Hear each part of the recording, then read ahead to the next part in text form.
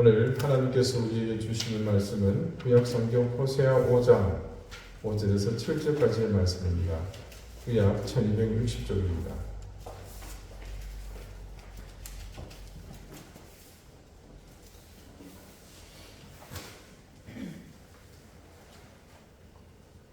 호세아 5장 5절에서 7절까지의 말씀을 제가 읽겠습니다. 이제 다 같이 자리에서 일어나 하나님의 말씀을 경청하십시오. 이스라엘의 교만이 그 얼굴에 드러났나니 그 죄악으로 말미암아 이스라엘과 에브라임이 넘어지고 유다도 그들과 함께 넘어지리라. 그들이 양떼와 소떼를 끌고 여호와를 찾으러 갈지라도 만나지 못할 것은 이미 그들에게서 떠나셨음이라. 그들이 여호와께 정조를 지키지 아니하고 사생활을 나왔으니 그러므로 세 달이 그들과 그 기업을 함께 삼키리로다. 아멘. 자리에 앉으시기 바랍니다. 하나님께서 말씀으로 우리에게 은혜 주시기를 원합니다. 오늘 본문의 말씀이 이렇게 시작합니다. 이스라엘의 교만이 그 얼굴에 드러났나니. 여기에서 교만이란 당시 이스라엘 사회에 상류층을 형성하던 그들의 태도를 염두에 둔 표현이라고 봅니다. 우리말 교만으로 번역된 히브리어 게오는 위를 향하여 올라가는 것을 의미하는 그 어원에서 유래된 단어입니다. 그래서 분수를 모르고 끝없이 자신을 높이려는 태도를 의미합니다.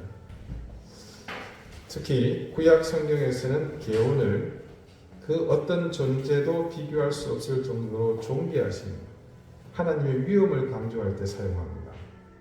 그런데 공교롭게도 하나님의 권위를 넘어서 자신을 높이려는 영적 오만함을 나타낼 때도 함께 사용합니다. 하나님의 권위를 넘어서 자신을 높이려는 영적 오만함은 사실 인간이면 누구나 소유하고 있는 유전자입니다. 그 말이죠. 첫사람 아담이 선악을 알게 하는 나무의 열매를 먹고자 했던 그 이면에 무엇이 있었습니까? 사탄의 유혹이 있었죠. 네 눈이 밝아져서 하나님과 같이 될 것이다. 바로 그런 바람을 가진 시도가 이 게온이라는 단어 속에 포함되어 있다는 뜻입니다. 그것이 바로 무엇이다? 우리가 가지고 있는 유전자라는 겁니다. 바로 그 마음, 즉 하나님과 같아지려는 마음에서 시작된 것이 바로 그것입니다. 그래서 아담 이후의 모든 인류는 그 유전자를 원치 않아도 소유하게 되었습니다. 첫사람 아담이 하나님과 같이 되려고 시도했던 결과는 처참했습니다. 단지 소탐 대실인 줄 알았어요. 작은 것 하나, 그 열매 하나 먹으려다가 큰 걸 잃었는데, 그런데 점점 지나고 보니 얼마나 많은 것을 잃어버렸는지 우리는 깨닫게 되죠. 예전 설교 때 이미 말씀을 드린 적이 있어서 더 구체적으로 말씀을 드리진 않겠습니다만은, 우선 딱 봐도 뭐가 달라졌습니까? 모든 공짜 혜택은 다 사라져 버렸습니다. 행복 끝 불행 시작, 이렇게 간단히 아담의 선악과 사건 이후의 결과를 압축할 수 있겠죠. 물론 살던 곳에 방도 빼야 했습니다. 손만 뻗으면 전부가 다 식재료였는데 이제 못 빠지게 일해서 직접 해결해야 합니다. 그렇게 어쩌면 지금의 가치관으로 볼 때는 정말 인간다운 삶이라는 그 삶이 시작되었고, 동시에 아담의 선물인 그 교만, 즉 게온의 유전자도 왕성하게 활동하게 됩니다. 이제 인간은 예전에 아담처럼 동산에서 하나님과 교제하던 삶이 아니라 죄가 근본에 자리 잡은 그 삶이 펼쳐집니다. 자, 그래서 한번 상상을 해봅시다. 아담이 하와 사이에서 두 아들을 낳았죠. 가인과 아벨입니다. 그런데 어떤 일이 벌어졌어요? 가인이 동생 아벨을 쳐 죽이는 사건이 일어납니다. 여러분, 말씀에는 그것이 기록되어 있지 않지만 그 사건 이후에 아담과 하와가 도대체 어떤 생각을 했겠습니까? 아들이 또 다른 아들을 죽였다. 도저히 이해가 되지 않는 그 현실 앞에서 어떤 생각이 제일 먼저 떠올랐겠습니까? 아마도 아담과 하와는 그 일이 자신들 때문이라는 자책감으로 견딜 수 없었을 것입니다. 이 모든 비극이 자신들로 인해서 생겨난 것임을 아마 그들은 깨닫지 않았겠습니까? 그 삶이 곧 하나님과 같아지려고 무모하게 시도한 결과라는 것을 뼈저리게 느끼지 않았겠습니까? 이후 그 땅에 일어난 모든 인간이 그 같은 삶으로 모든 인생을 채워나갈 무렵 어떤 일이 벌어졌습니까? 도저히 그것을 두고만 볼 수 없었던 하나님은 홍수를 통해 인류를 심판하셨습니다. 노아의 가족을 제외한 나머지 모든 사람들을 하나님은 다 썰어버리셨죠. 자, 여기까지가 창세기 10장의 내용입니다. 하나님이 인간을 심판하신 후에 하나님은 그것을 후회하셨죠. 그래서 노아에게 다시는 그렇게 하지 않겠노라고 무지개를 증표로 보여주셨습니다. 자, 그 다음 11장 여기는 인간의 악이 다시 성행하고 노아 이후에 일어난 그 인간들이 또 그것이 이 땅을 모두 덮고 있는 사실을 다시 증거합니다. 10장의 홍수 심판 이후 11장이 시작되기까지 얼마의 시간이 걸렸는지는 추정하기는 어렵습니다만 인간이 집단으로 악을 구성하는데 그리 오랜 시간은 필요하지 않습니다. 창세기 11장의 서두에 그런 상황을 보여주는 한 특별한 사건이 있죠. 온 땅에 언어가 하나요? 말이 하나였더라. 이에 그들이 동방으로 옮기다가 신할 평지를 만나 거기 거류하며 서로 말하되 자 벽돌을 만들어 견고히 굽자 하고 이에 벽돌로 돌을 대신하여 역청으로 진흙을 대신하고 또 말하되 자 성읍과 탑을 건설하여 그 탑 꼭대기를 하늘에 닿게 하여 우리 이름을 내고 온 지면에 흩어짐을 면하자 하였더니 여호와께서 사람들이 건설하는 그 성읍과 탑을 버리고 내려오셨더라. 여호와께서 이르시되 이 무리가 한족 속이요 언어도 하나이므로 이같이 시작하였으니 이후로는 그 하고자 하는 일을 막을 수 없으리로다. 자 우리가 내려가서 거기서 그들의 언어를 혼잡하게 하여 그들이 서로 알아듣지 못하게 하자 하시고 여호와께서 거기서 그들을 온 지면에 흩으셨으므로 그들이 그 도시를 건설하기를 그쳤더라. 그러므로 그 이름을 바벨이라 하니 이는 여호와께서 거기서 온 땅의 언어를 혼잡하게 하셨음이니라. 여호와께서 거기서 그들을 온 지면에 흩으셨더라. 자, 아담에 의해서 유전된 그 DNA가 이제는 개인으로 국한되지 않았습니다. 그것이 집단으로 형성된 이 상징적인 사건이 바로 바벨탑 사건입니다. 여기에 주목해 보아야 할 부분이 있습니다. 인간이 이 탑을 쌓은 이유입니다. 4절이 이렇게 증거합니다. 또 말하되 자 성읍과 탑을 건설하여 그 다음입니다. 그 탑 꼭대기를 하늘에 닿게 하여 우리 이름을 내고 온 지면에 흩어짐을 면하자 하였더니 자 우리 이름을 내고라는 말에 담긴 의도가 무엇이라고 생각하십니까? 예, 바로 아담이 가졌던 그 마음, 하나님과 같이 되고자 하는 그 마음입니다.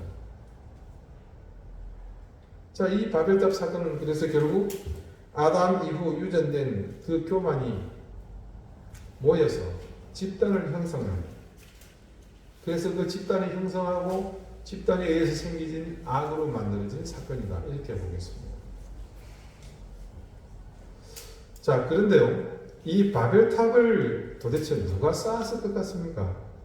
그 시대에 자, 설계도는 누가 그렸고 또 재료들을 어떻게 준비를 하고 공사 감독은 어떻게 하며 굉장히 의문점이 드는 내용인데 그에 대한 대답을 앞장 창세기 10장에 나타난 족보 속에서 흔적을 찾을 수 있습니다. 창세기 10장은요 노아의 후손 세 아들이죠. 여러분 그 노아의 8가족이 거기서 구원을 받았다 그러죠. 노아 내외 세 아들의 내외 그러면 전체 8명 맞죠? 네. 자 그런데 그 세 아들의 후손에 대한 이야기를 족보를 적어놨습니다. 그 가운데 아주 상징적 인물이 등장하는데요. 예, 셈과 함과 야벳인데 세 아들이 그 함의 아들 중에 한 사람의 설명이 다른 인물들과 비교해서 길게 기록된 것을 보게 됩니다. 이게 구스인데요. 그 구스의 아들 니므롯에 관한 얘기입니다. 고대 근동에 그 즈음에 최고의 영웅을 뽑으라면, 최고의 인물을 뽑으려면 그 시대 역사 기록에서는 단연코 이 니므롯이 최고입니다. 그 10장 족보에 보면요, 노아의 아들 중 함의 족보를 보면 함의 아들 구스가 낳은 아들로서 이 니므롯이 등장하는데, 함의 아들 구스가 니므롯을 낳았으니 그는 세상의 첫 용사라. 우리 이 앞전 개역 한글판 성경에는 영걸이라고 되어 있습니다. 영웅 호걸이죠. 그가 여호와 앞에서 용감한 사냥꾼이 되었으므로 예전에는 특이한 사냥꾼이라고 했습니다. 여기서 용감한 특이한 사냥꾼이란 히브리의 뜻은 전쟁을 즐기는 사냥꾼, 사람을 죽이는 사냥꾼이라는 이런 뜻입니다. 그냥 단지 사냥꾼이 아니라 특이한 사냥꾼. 그게 뭐다? 예, 전쟁을 잘하는, 사람을 잘 죽이는 그런 사냥꾼이라는 뜻입니다. 그런데 이 니므롯이라는 이름의 뜻이 굉장히 묘합니다. 님과 마랏이 합쳐진 건데, 님은 높은 사람을 말합니다. 마랏은 반역하다, 대항하다. 그러니까 높은 사람에게 대항하는 그런 사람이라는 뜻입니다. 자, 여러분 뭐가 어떻게 떠오르십니까? 가장 높은 사람이 누굽니까? 하나님이잖아요. 굉장히 이름이 불량스럽죠. 따지고 보면 하나님과 대적한다는 의미인데 어떻게 애의 이름을 이따위로 지을 수가 있습니까? 자, 이건 순전히 제 개인적인 생각입니다만, 이는 니므롯의 아비인 구스가 의도적으로 그렇게 했다고 저는 판단합니다. 자, 홍수 이후에 농사를 짓고 포도 수확이 이루어진 다음에 뭘 합니까? 그걸로 술을 만들었죠. 노아가 과음해서는 하체를 다 드러내놓고 잠이 들었습니다. 근데 그때 노아의 아들 중에 함이 그것을 보고는 아버지 빤스 벗고 주무신다고 널리 알리게 되죠. 그게 화근이 되어서 저주를 받습니다. 평생 만천인 셈의 종이 되어 살아갈 것이라는 참 제대로 된 저주를 퍼붓게 됩니다. 그것도 집안의 종도 아닌 아들에게, 형제에게 그런 저주를 퍼붓죠. 그런데 그런 함의 아들 구스가 이 사실을 영 못마땅하게 생각한 것 같습니다. 아무리 생각해봐도 이건 할아버지가 오버한 거잖아요. 아니 막말로 지가 술 퍼먹고 추태 부려놓고는 왜 우리 아버지한테 죄송합니다. 입비리냐 이거죠.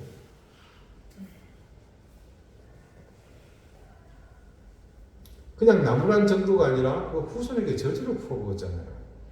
이제 함의 아들 구스가 8명의 아들을 낳았거든요.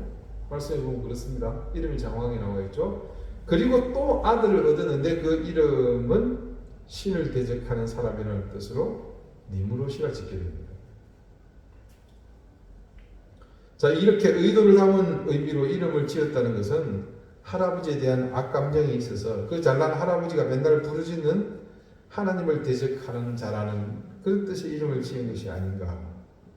충분히 여러분 합리적 의심이 가는 그런 이름이죠. 그래서 10장에 보니까요, 그의 나라는, 그는 니므롯을 말합니다. 시날 땅의 바벨과 에렉과 아갓과 갈레에서 시작되었으며 그가 그 땅에서 아수르로 나아가 니느웨와 르호보딜과 갈라와 및 니느웨와 갈라 사이에 레센을 건설하였으니 이는 큰 성읍이라 이렇게 기록이 되어 있습니다. 물론 그 당시에 아수르라는 지명은 없었습니다. 그것이 후대에 기록이 되면서 그 당시에 알만한 땅 이름을 넣었던 거죠. 자, 여기서 말씀 중에 나아갔다라는 말은 쳐들어갔다는 뜻입니다. 뭡니까? 무력으로 침공했다는 뜻이죠. 아수르는 셈의 자손들로 큰 민족이었습니다. 그런데 이 함의 자손인, 함의 손자인 니므롯에게 그 나라를 빼앗기게 됩니다. 이곳 그러니까 니무롯이 빼앗은 땅은 티그리스강 주변의 비옥한 땅으로서 여기에 고대 도시 리브롯도 있었지만 바빌로니아의 다른 고대 도시들이 모두 그 주변에서 일어나게 됩니다. 티그리스강은 북서쪽에서 이 남동쪽으로 흐르고 있는데 그 강가에 자리 잡은 도시가 바로 니무롯 성입니다. 이 니무롯 성은 지금도 있습니다. 물론 그때 똑같은 곳은 아닙니다만 이스라엘 나중에 가시게 되면 유적지로 남아 있어요. 그 성 이름이 니무롯 성입니다. 니무롯이 바로 이곳을 정복하고 그곳에서 하나님을 대적하는 바벨탑을 쌓은 곳으로 추정이 됩니다. 자, 그 당시 그 지역에서 그런 대공사를 선동해서 할 수 있는 인물은 이 처음 연걸, 이 니무롯 외에는 없습니다. 지금도 마찬가지입니다만 자녀에게 이름을 지어줄 때는 그 이름 가운데 그 아이의 미래를 기대하는 마음이 담겨지지 않습니까? 그러니까 그 이름대로 사는 겁니다. 그런 의미에서 니무롯은 정말로 그 이름대로 살게 되었습니다. 니무롯은 이후 고대 역사 속에서 교만했던 인간이 하나님을 향해 집단 대적하던 그때 바벨탑을 가능하게 만든 상징적인 이 사람을요, 계속해서 하나님을 대적하는 세력의 중심에 세우는 것을 볼 수 있습니다.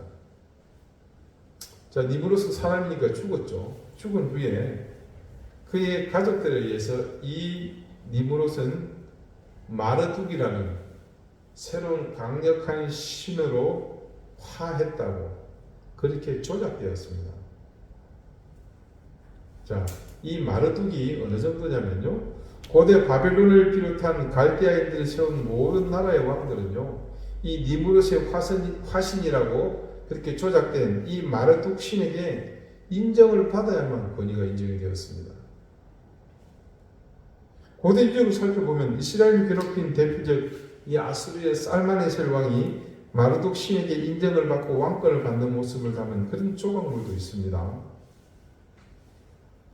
니무롯은 그러니까 사후에도 계속해서 그 갈대아 지역을 실질적으로 통치한 것입니다. 아수르에 의해서 바벨론, 그들이 모두 망한 뒤에 그곳에 마케도니아가 일어나게 되죠. 그때에도 이 니무롯의 권위는 계속 유지됩니다. 여러분, 제가 어젯밤에 사진을 보내드렸죠. 그 사진의 그 형상이 상당히 낯이 있죠. 그 고대의 그 유물 가운데 항상 중심부에는 그런 형상이 있습니다. 그 친구가 니무롯이에요. 자, 해당 지역에서 발굴된 헬라어로 기록된 비석에도 니무롯이 최고의 영웅으로 기록되어 있는 흔적들이 유물로 발견되고 있습니다.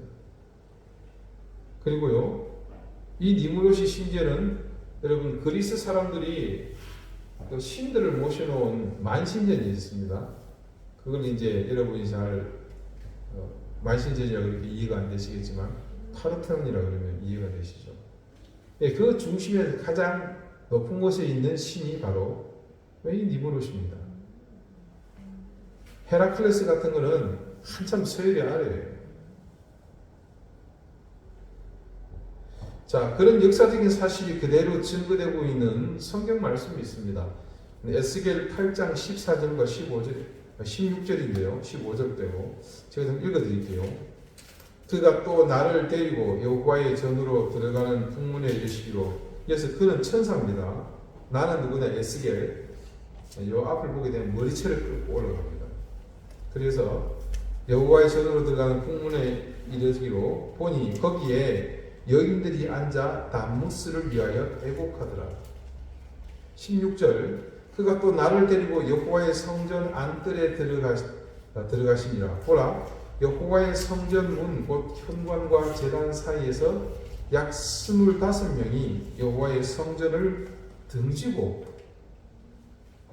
낯을 동쪽으로 향하여 동쪽 태양에게 예비하더라. 무슨 남녀 호랑 얘기도 아니고. 방금 들으신 대로 바벨론의 포로로 잡혀온 에스겔이 환상 중에 본 것인데 여인들이 슬퍼하면서 애곡하는 한 우상이 있다 그러죠. 그 이름이 뭡니까? 이 담무스라 그래요. 이 담무스가 누구냐면 바로 니무롯의 아들입니다. 엄밀히 말하면 아들이라고 보기는 힘듭니다. 니무롯의 아내 중 한 사람이었던 세미라무스라고 합니다만 이 여자가 보통 얘기가 아니거든요. 니무롯이 죽었어요. 과부가 됐죠. 그런데 아이를 가지게 됩니다. 남편이 죽었는데 아이를 가질까? 말이 안 되죠. 그러니까 니무롯의 아들이 될 수가 없는 겁니다. 유복자가 되려면 적어도 생전에 아이를 가져야 되잖아요. 근데 세미라미스는 자기 태중의 아이를 니무롯의 유복자라고 주장하면서 이는 니무롯의 영혼이 임해서 잉태한 아들이다. 그렇게 위장을 합니다. 억지죠. 그리고 심지어 스스로 자궁해서 이 아이를 자기가 끄집어냅니다. 그리고는 이제는 유복자가 아니고 이 아이는 니무롯의 환생이라고 그렇게 선언을 하게 됩니다. 근데 이 아들이 장성해서 한 20살 정도 되었을 때 어느 날 사냥을 나갔다가 짐승에게 죽는 일이 벌어집니다. 자, 이 세미라미스 입장에서는 굉장히 곤란한 상황이 일어나게 되죠. 근데 뭐 이 정도면 포기할 만도 한데 이 여자는 더 큰 일을 벌입니다. 사냥에서 죽은 자기 아들 이 담무스의 시체를 불에 태우고 없애버리고요. 그리고는 그가 다시 살아났다고 부활했다고 주장합니다. 세미라미스는 이 사실을 더욱더 확고하게 만들기 위해서 그때부터 매년 봄에 이 부활을 기념하는 재의식을 행하게 되는데 그게 조금 전 그 에스겔 8장 14절에 나타났던 그때의 일입니다. 자, 여러분 미국이나 유럽을 가보게 되면 이스트가 부활절이 어떤 날이냐면 토끼가 달걀 갖다 주는 날로 그렇게 다 도배가 되어 있습니다. 부활절은 기독교 최대의 명절이라고 그러죠. 그것을 희석하기 위한 그런 악한 영들의 시도인데 그 시기가 이 담무스의 부활 시기하고 굉장히 밀접하게 맞물려 있습니다. 이 찾아보면 여러분 되게 재밌어요.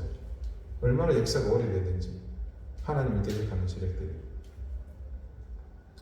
이 담무스 여러분 이제 기억해 주세요. 두무지, 담무스 같은 말입니다. 여러분 인터넷에 검색을 해보시면 굉장히 방대한 자료들이 나옵니다. 이 담무스는 해마다 봄이면 살아났다가 반년이 지나서 가을이 되면 죽는다고 합니다. 그래서 이 담무스가 죽은 그 날로부터 7일 동안은 모두가 슬퍼하고 애통하면서 통곡을 한다고 해요. 그게 언제냐? 아까 성전에서 그 여자들이 울고 있었던 그 시기입니다. 담무스, 그의 아버지 니무롯, 그리고 니무롯의 최대 업적으로 꼽히는 바벨탑을 비롯한 그의 위치. 자, 이런 것들이 인간에 의해서 계속해서 발전되어지고 세상 속에 자리 잡게 된 데는 그 중심에 뭐가 있었던 겁니까?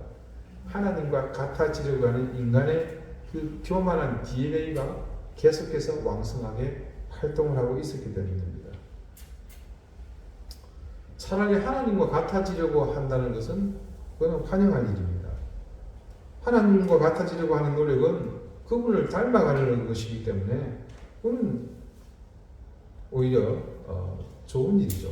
그러나 인간의 교만으로 인해서 생기는 그 죄의 본성은 하나님과 같아지는 것으로 그치지 않죠.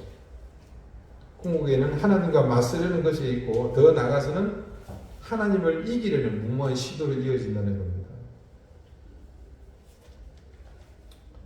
하나님께서 이 호세아의 말씀 가운데 그 예언 속에 이 교만에 대해서 지적하게 하신 이유를 우리는 이제 조금씩 깨닫게 됩니다. 결국 교만은 그 계오는 하나님 앞에 설 수 있는 인간의 모든 길을 막고 있다고 봐도 과언이 아닙니다. 호시아 선지자 당시 이스라엘 사회 특히 상류층 인사들의 교만은 분명 유래를 찾을 수 없는 물질적 풍요로움과 연관된 것이라고 볼 수 있습니다.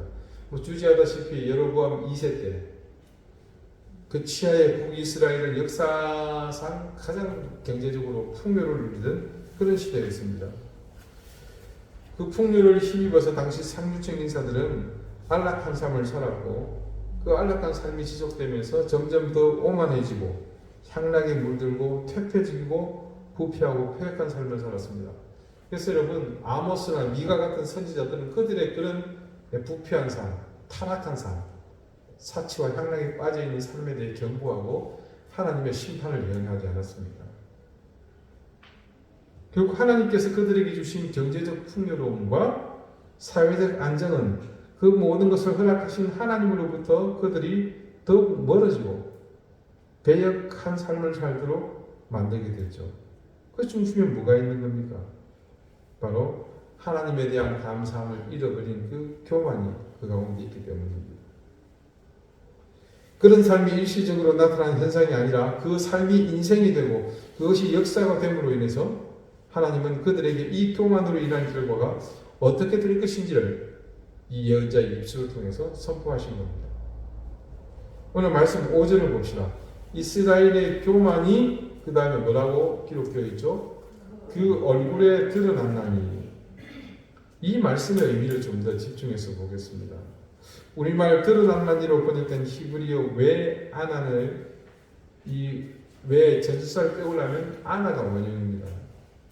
이 아나는 어원상 응답하는 행위를 나타낼 때 사용한다고 합니다. 그러니까 제가 이 꼬리를 푹 찔렀어요. 그러면 아야 하고 이렇게 하겠죠. 이렇게 나타나는 그 현상. 그래서 자꾸 약을 올려 욕을 하고 그러니까 어떻게 합니까? 깽이짤 들고 갖고 너 쳐주고 있다고 휘두르는 거예요. 이렇게 나타나는 현상입니다. 아니다. 얼굴에 드러났다. 그렇게 해석이 됩니다. 그러니까 그들의 교만이 그 얼굴에 드러났다고 말하는 것은 이스라엘 백성들의 심령 깊숙한 곳에 자리 잡고 있던 그 교만의 영, DNA가 그들의 삶을 통해서 구체적으로 나타났음을 의미합니다. 그런데 히브리어에서 얼굴은요, 종종 신체 일부로서의 이 세수대와 안면을 나타내는 그것뿐만이 아니라 사람의 인격과 삶의 태도, 삶의 과정을 포함하는 그 모든 것을 포함하는 의미로 사용되기도 합니다. 우리도 그러잖아요. 아이고, 제 얼굴을 봐서 좀 양해해 주십시오. 내가 자네 붙이는 얼굴 봐서냐 용서하는 줄 알아. 무슨 의미인지 이해가 되시죠? 우리말에서도 얼굴이라는 것은 얼의 꼴이라고 그러죠. 정신을 나타내는 얼과 모양을 말하는 꼴, 그게 합쳐진 겁니다. 즉, 정신의 형태라는 뜻입니다. 이를 고려하면 왜 아나는 그들의 전인격과 삶의 태도와 삶의 면면들의 교만이 그대로 여과 없이 나타났음을 보여주는 그런 표현이라 하겠습니다. 그렇다면 이들의 얼굴에 교만함이 드러났다는 것은 의지가 약해서 어떤 유혹에 넘어간 것 정도가 아니라 그들 속에 있는 교만이 드러나는 것으로서 그것이 바탕에 대해서 지금 온갖 범죄를 자행하고 있다. 그렇게 해석할 수가 있는 거죠. 자, 결국 교만의 최대 정점, 하나님과 대적하는 위치에 서버렸다는 말과 같은 의미라고 볼 수 있겠습니다. 그럼 그들의 교만에 대한 결과는 행복합니다. 하나님 앞에서 그분을 인정하지 않고 무시하고 더군다나 더 나아가서 대적하여 서는 존재에게 자비란 있을 수 없습니다. 하나님의 존재를 모르고 사는 이들에게는 적용이 다르게 나타날 수 있습니다. 그러나 하나님을 아는 그들에게는 틀리죠. 우리 2주 전에 기억나시죠? 가중처벌 대상자와 촉법 소년은 법을 적용하는 강도가 틀립니다. 이후 선지자의 입을 통해 선포된 말씀은 명확합니다. 그들은 이후 넘어질 것이다. 소떼와 양떼를 끌고 가도 소용없습니다. 무슨 말입니까? 자신들의 전 재산을 다 들고 가도 소용없다는 뜻입니다.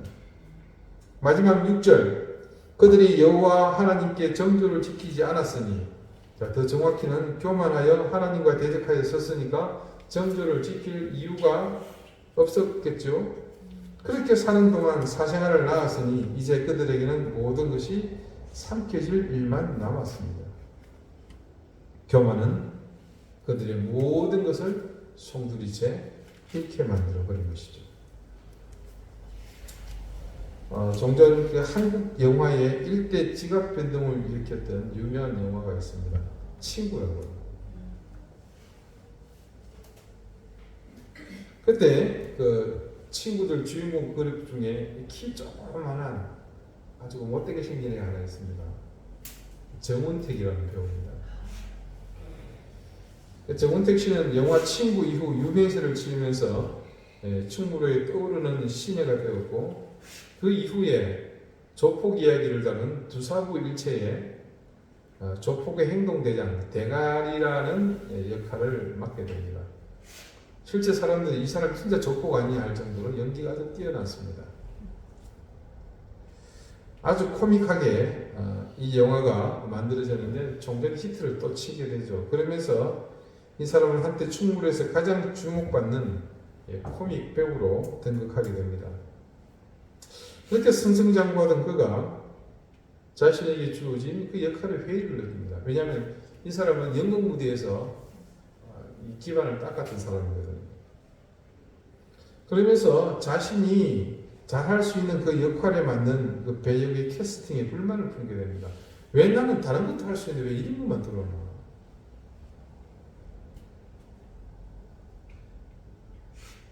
말인즉 내가 이제 친구 또 두사부 일체라는 그 조폭 영화 이런 것들을 통해서 온 국민이 알아보는 유명 배우가 되었는데 왜 맨날 이런 배역에만 캐스팅이 되는지 그게 너무 싫었습니다.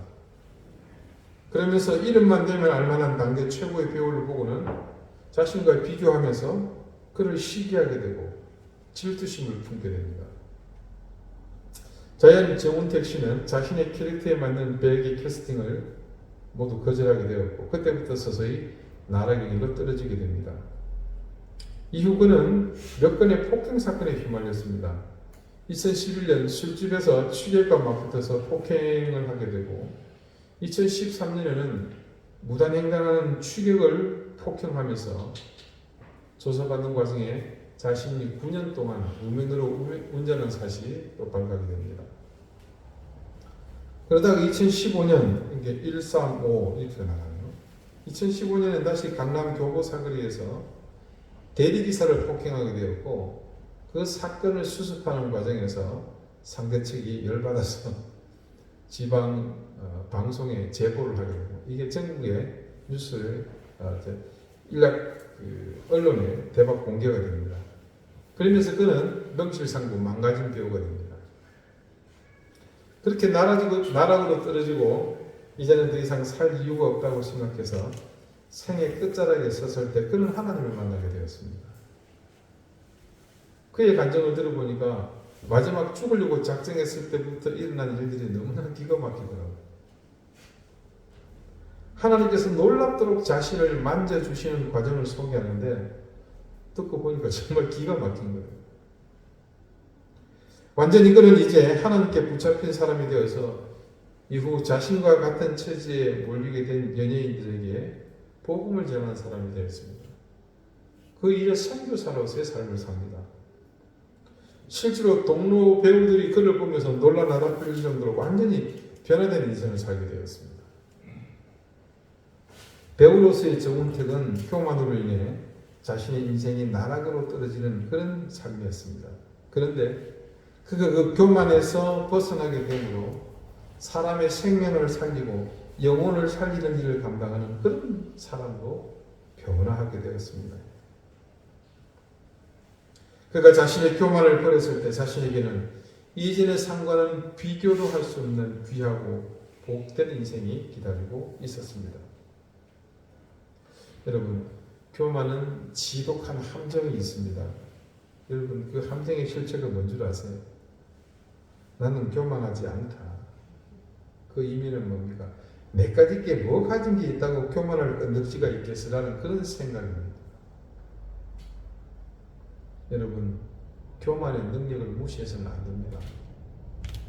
앞서 말씀드렸지만 교만의 힘은 하나님과 대적하는 자리로까지 우리를 이끄는 능력이 있지 않습니까? 그러면서 우리를 속이고 있죠. 너는 절대 교만하지 않다. 너는 그렇게까지 교만할 수가 없다. 그렇게 늘 우리를 안심시키는 능력이 또한 교만에게 있습니다. 그러나 기억하십시오. 우리에게는 뭐가 있습니까? 하나님과 같이 되고자 했던 우리 조상 아담의 유전자가 있습니다. 조금만 방심하면 우리는 금방 교만해집니다. 잠시도 악한 영에게 곁을 내줘서는 안 됩니다. 신락 같은 틈만 보여도 악한 영은 우리에게 자신의 그 능력, 교만의 왕성한 생명력을 불어넣을 것입니다. 그때 우리 속에 내재된 그 유전자는 마치 수분을 머금고 싹을 틔우는 씨앗처럼 우리 속에서 교만의 싹을 틔우게 될 것이고 자라게 될 것이고 어마무시한 열매를 맺게 할 것입니다. 하나님께서는 오늘 이스라엘의 멸망을 우리에게 보여주시면서 그들의 길을 우리가 답습하지 않기를 바라십니다. 하루하루 그들의 삶을 반면의 교사로 삼아 우리가 가야 할 길의 이정표로 삼게 하시고 당신의 사랑하는 자녀인 우리를 하나님의 대적자가 아닌 하나님의 자녀로 사는 길을 가도록 인도하십니다. 사랑하는 여러분이 모두 하나님의 그 손길 안에서 대적자가 아니라 하나님의 사랑하는 자녀로 온전히 살아갈 수 있기를 바랍니다. 기도드리시겠습니다. 하나님, 인생이 무지하여 그 안에 내재된 교만의 유전자를 미처 깨닫지 못해 스스로가 하나님의 대적자가 되는 길에 쉽게 서는 삶을 삽니다. 오늘 하나님께서 그런 인생들이 깨닫도록 우리에게도 그런 깨달음을 선물로 얻도록 이스라엘의 교만을 책망하셨습니다. 우리가 자칫 방심하여 그들과 같은 길에 서지 않게 하시고 대적하여 맞서는 인생이 아니라 그 품 안에 거하는 자녀의 삶을 살게 해주십시오. 우리를 생명의 길, 구원의 길로 인도해 주시는 하나님의 은혜를 감사드리며 예수 그리스도 이름으로 기도드립니다. 아멘.